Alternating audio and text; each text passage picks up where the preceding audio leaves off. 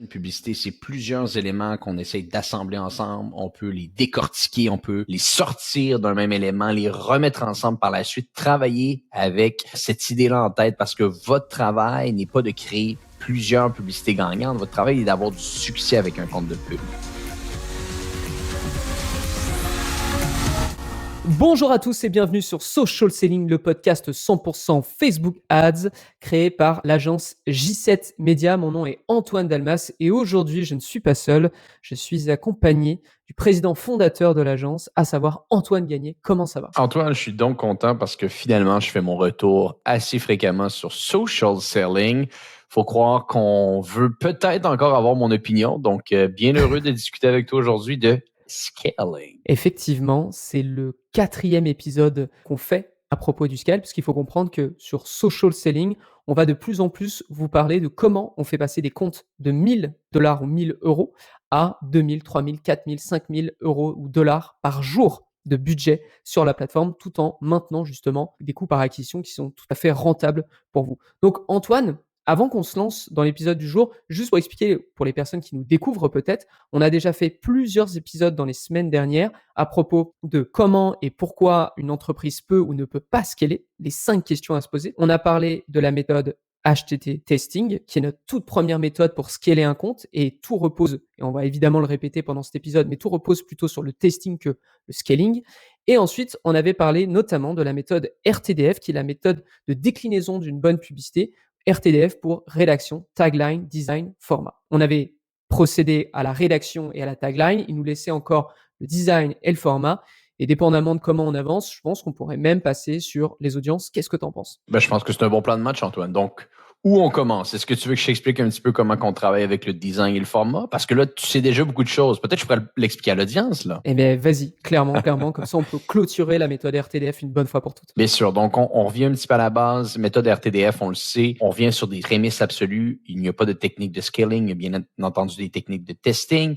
Et quand on est capable de tester de manière efficace, de manière rigoureuse, de manière constante, ce qu'on va être capable de créer, c'est une volumétrie de créatifs qui va nous permettre d'aller à un autre niveau. Parce que vous allez le voir, plus que vous investissez en publicité, plus que vous allez avoir besoin de créatifs. Et on a toujours besoin de nouveaux angles marketing. On a toujours besoin de nouvelles idées publicitaires.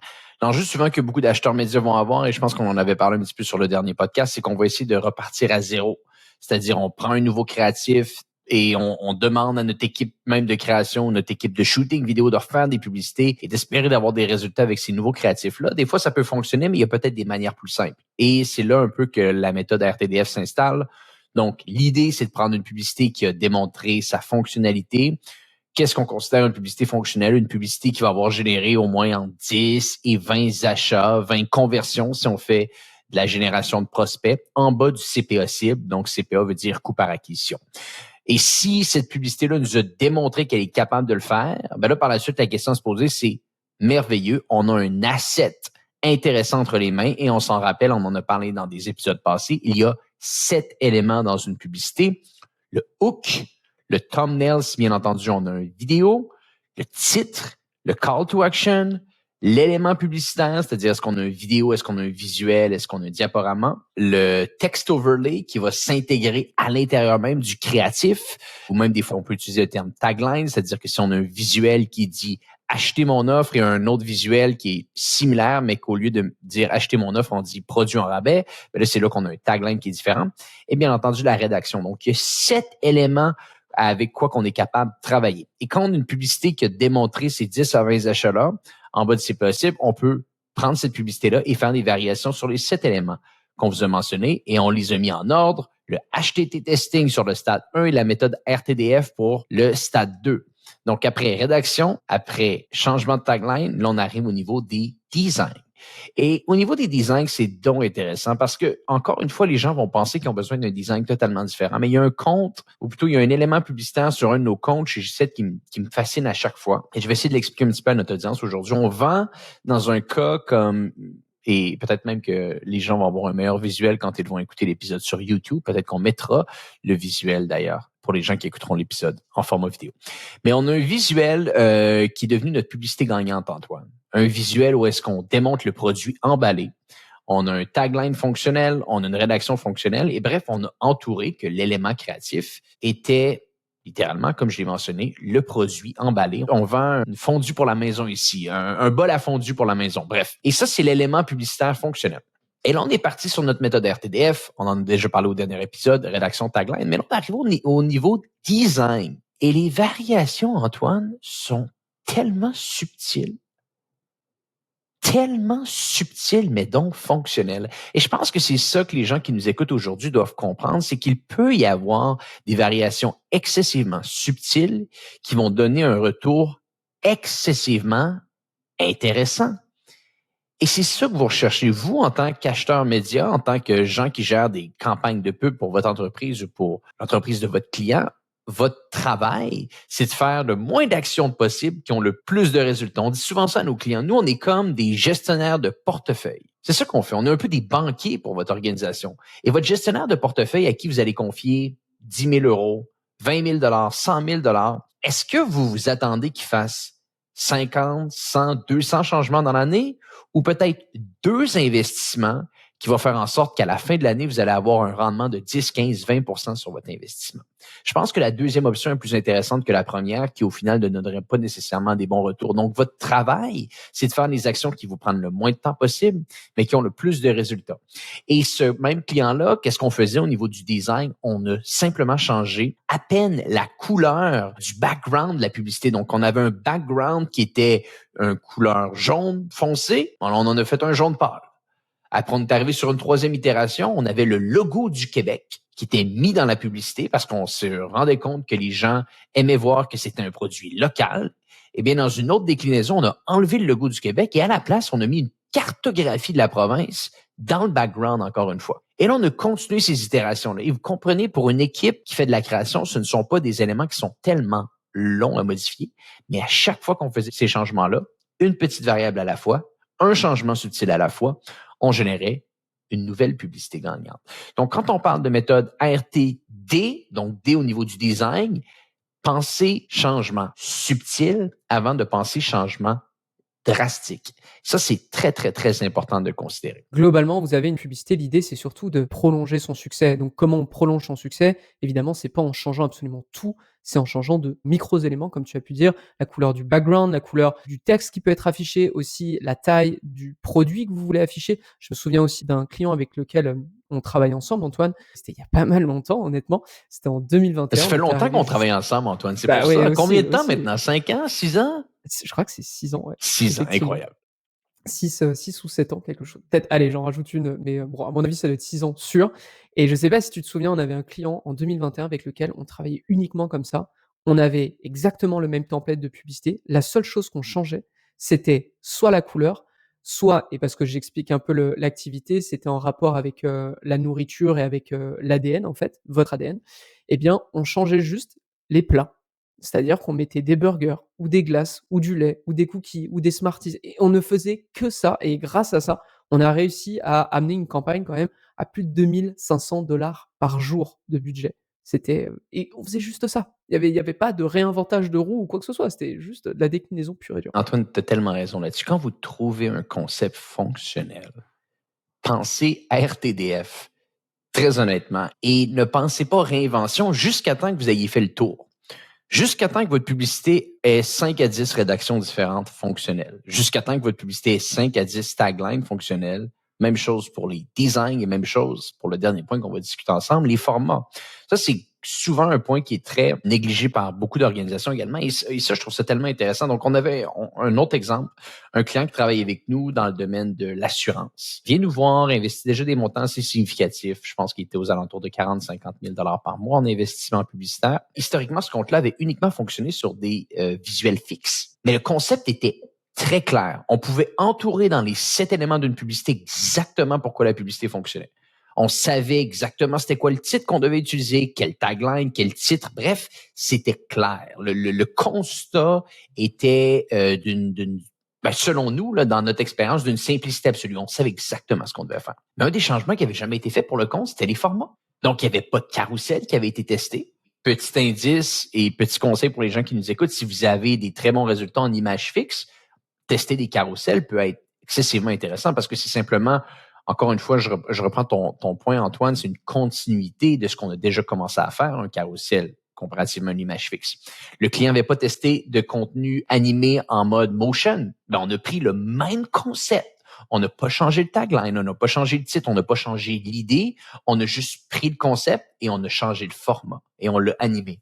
Et comme par magie, encore une fois, on était capable de créer des résultats assez intéressants avec ce compte-là.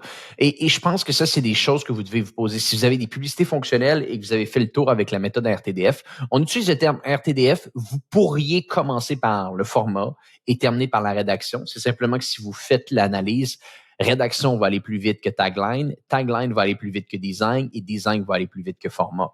Donc, c'est pour cette raison-là qu'on utilise cette approche-là. Mais si, pour certaines raisons, vous êtes capable d'utiliser d'autres techniques, faites-le, ou priorisez d'autres éléments, faites-le également de votre côté. Nous, des fois, quand on part juste avec cette technique-là, on peut prendre un compte, un concept et l'éponger pendant des mois et des mois. Pas parce qu'on est paresseux, mais parce qu'on a un mandat à livrer à nos clients, un mandat orienté au niveau des résultats.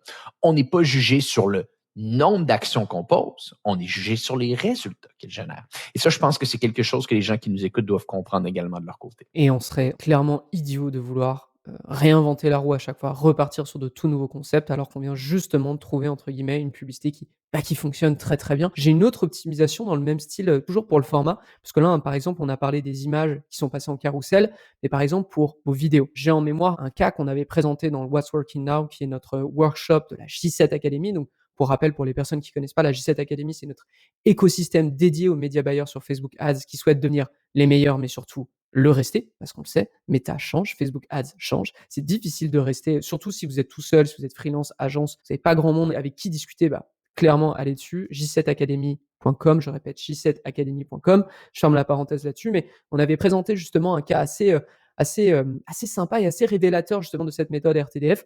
On a une vidéo pour un e-commerce, c'est un shampoing. Le shampoing, il vous permet d'atteindre un résultat, OK? Et ce client, cet annonceur, a la chance de recevoir énormément de témoignages de la part de ses clientes. Là où c'est intéressant, c'est qu'on observe, parce qu'on fait énormément de tests, on teste beaucoup des témoignages et on voit qu'il y a un témoignage qui dure quand même, je dirais bien 3 ou 2 minutes, 2 ou 3 minutes, ce qui est long quand même pour une publicité, qui fonctionne très bien. Et là, on la regarde scientifiquement et on se dit: «Comment on pourrait la découper?» On la découpe en plusieurs chapitres. Vous avez le chapitre introduction, présentation du produit, le chapitre les premiers résultats dans la semaine qui suit les premières applications, un autre chapitre qui vous parle de la problématique aussi de la personne vis-à-vis de ses cheveux, un autre où on vous parle justement des résultats 60 jours après. Et là, on se dit, OK, on a des cubes, on a un Rubik's Cube, comment on fait pour en faire une meilleure combinaison? Eh ben, on découpe cette publicité en plusieurs chapitres et on assemble les chapitres les uns à la place des autres, etc. On regarde par exemple présentation du problème, résultat 60 jours plus tard, on teste cette version. Présentation du problème, avis final du client, et on en teste 5-6 comme ça, et à la fin, on voit quelle est la meilleure combinaison. Et ça, c'est totalement une optimisation de format qui peut vous aider à trouver la meilleure publicité possible. C'est exactement ça. J'aime bien l'analogie du Rubik's Cube ici, parce que c'est ça. C'est ça une publicité. C'est plusieurs éléments qu'on essaie d'assembler ensemble. On peut les décortiquer, on peut les sortir d'un même élément, les remettre ensemble par la suite, travailler avec cette idée-là en tête, parce que votre travail n'est pas de créer plusieurs publicités gagnantes. Votre travail est d'avoir du succès avec un compte de pub. Et pour avoir du succès dans un compte de pub, on n'a pas besoin de réinventer la roue à chaque fois. Mais c'est sûr et certain que le plus que vous allez augmenter vos budgets, le plus que vous allez avoir une équipe de concepteurs qui va vous amener des nouvelles idées, parce qu'à un certain point, vous allez avoir épongé l'éponge au complet de votre RTDF et vous allez devoir passer un autre appel. Mais c'est là que vient le métier vraiment de gens qui veulent gérer des hauts budgets de pub. Et c'est ça qui est intéressant et c'est ça qu'on discute également dans le podcast. Un autre point, effectivement, avec la méthode RTDF, aussi, je fais peut-être un rappel par rapport au précédent podcast, précédent épisode, mais le point est, à chaque fois que vous avez une idée, que vous voulez la tester, une idée de déclinaison, etc., essayez de trouver plusieurs variables et vous lancez une toute nouvelle campagne. Parce que l'idée, on le répète, il n'y a pas de méthode de scaling, ça n'existe pas. Scaler à coût de 20%, ça mène à rien, c'est très lent, et en plus de ça, il y a toujours un espèce de plafond de verre où votre campagne va juste exploser. Ou sinon, dupliquer votre même campagne et de la lancer avec un autre budget, ça peut fonctionner les premiers jours et après ça va s'écraser.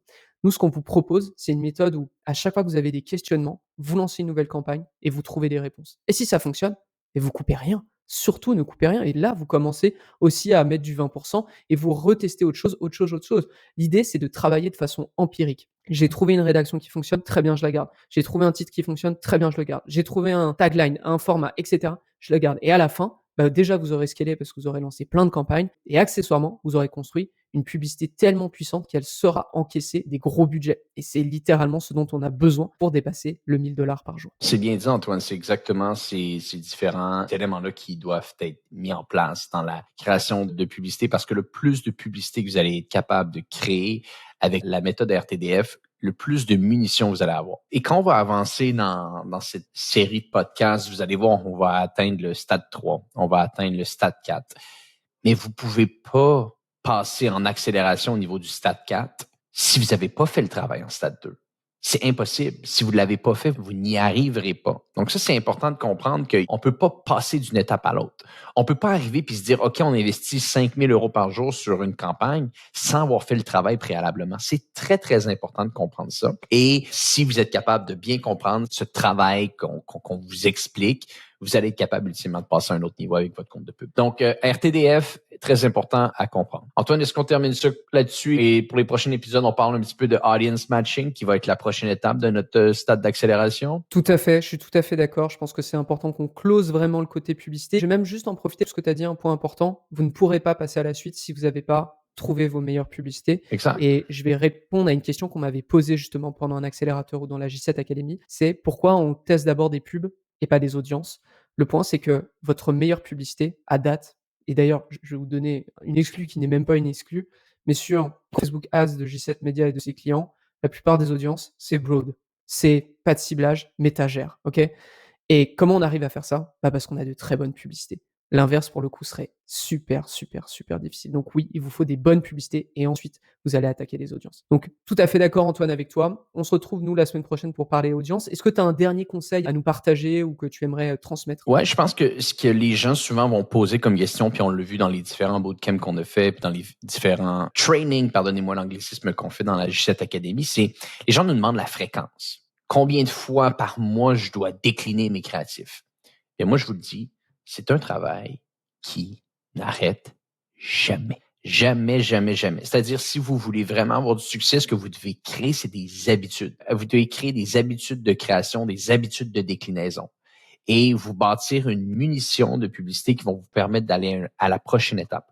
Donc, gardez en tête que si vous avez fait des déclinaisons la semaine dernière et que vous avez des nouvelles publicités qui ont fonctionné cette semaine, que vous pouvez refaire des déclinaisons, refaites-le à chaque semaine. Et nous, chez J7, on appelle ça la création continue. On appelle ça la création continue, c'est-à-dire qu'on crée des assets gagnants, on entoure, on décortique qu'est-ce qui a fonctionné entre le titre, la rédaction, etc. On donne ces éléments-là à notre équipe de création et notre équipe de création se met à itérer autour de ces éléments-là constamment, sans jamais arrêter.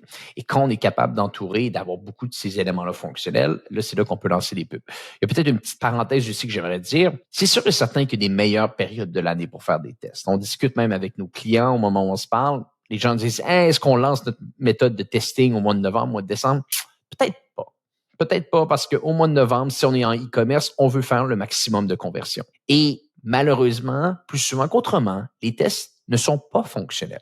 Donc, vous risquez de perdre de l'argent en faisant des tests. Ça fait partie du jeu. Vous en perdez un petit peu pour en faire plus dans le futur. Donc, ce qu'on pourrait dire, c'est que, parce que ce podcast-là risque de sortir entre novembre et décembre, Antoine, c'est que si vous êtes dans un contexte de conversion maximum en ce moment, ce qui est le cas pour beaucoup d'acheteurs médias, beaucoup d'organisations, peut-être les tests, mettez-le un peu plus à janvier.